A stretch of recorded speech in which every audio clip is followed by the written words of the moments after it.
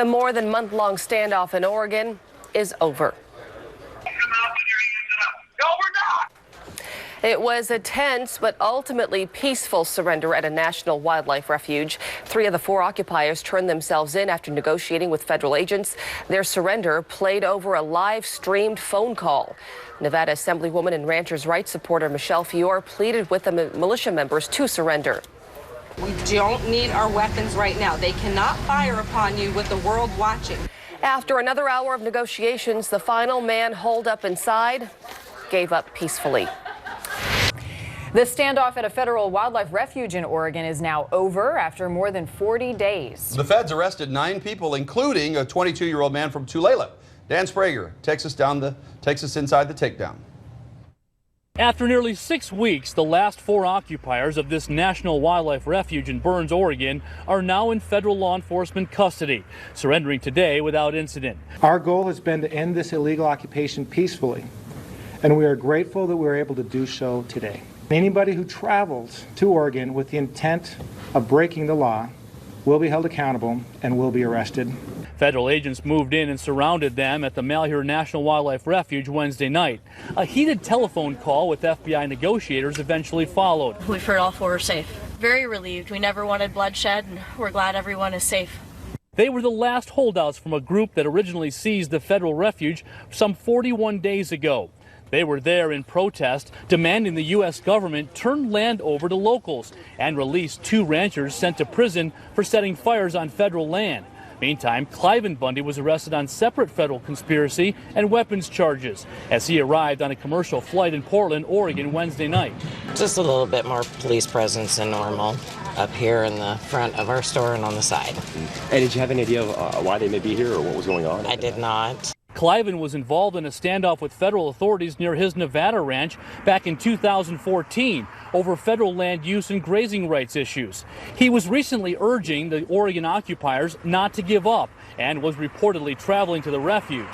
Cliven's son, Idaho rancher Ammon Bundy, had been the leader of the Oregon occupation. Ammon and 10 others were arrested in January.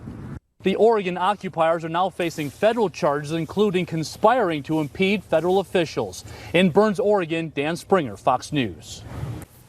Tonight, the final 4 occupiers of the Malheur Wildlife Refuge in Oregon are in jail, waiting to face a judge tomorrow in Portland.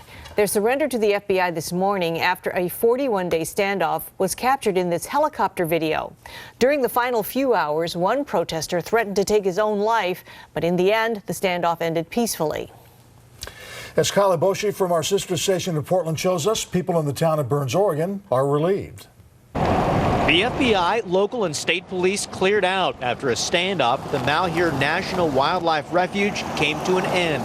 I just posted hallelujah on my Facebook post, and I think that says it all. I am so glad this is over. For 41 days, armed demonstrators occupied the refuge in eastern Oregon to protest federal land policies. I'm proud of this community. I'm proud of my friends and neighbors. I'm proud of the way that you stood up to this stuff. About 9:40 this morning, 3 occupiers surrendered to police and were taken into custody. A 4th, the final protester, refused to leave. Let my grievances are heard!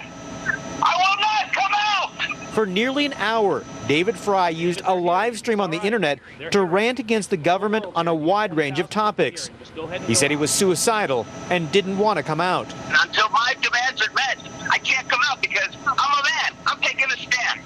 But supporters, including evangelist Franklin Graham and a Nevada lawmaker, convinced him to surrender. And he did, after a simple request. He ate a cookie, asked everyone to say hallelujah. When they said hallelujah, he came out. And he's safe. That's what we've heard. I heard hallelujahs from a SWAT team. I heard hallelujahs in unison out of an entire building of people that were watching that with their fingers crossed, hoping to God that they could get people out alive. The FBI emphasized this type of protest will not be tolerated at the refuge or any other federal property. They don't want another occupation.